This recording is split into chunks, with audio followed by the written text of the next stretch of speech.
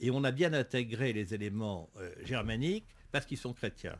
Ils sont hérétiques, ils sont ariens, mais ils sont chrétiens.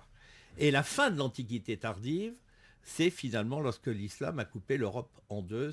Ce sera le 8e siècle.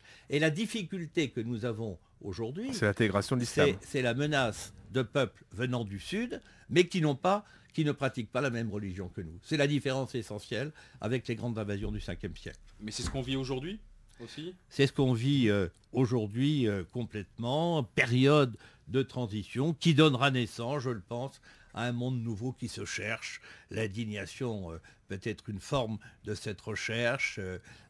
Les hommes politiques devraient contribuer peut-être plus largement. Mais est-ce qu'on est dans un choc religieux encore, Jean-Pierre Soisson, un choc culturel judéo-chrétien face à l'islam avec l'interpénétration ? Les véritables guerres dans le monde ont été des guerres de religion. Les moments les plus pénibles de l'histoire de France ont été des guerres de religion.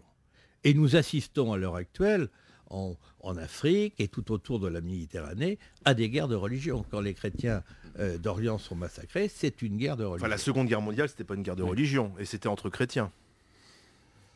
Oui. La dernière guerre qu'on a connue en Europe, c'était pas une guerre de religion. Je ne crois pas qu'on puisse qualifier Hitler de véritablement chrétien.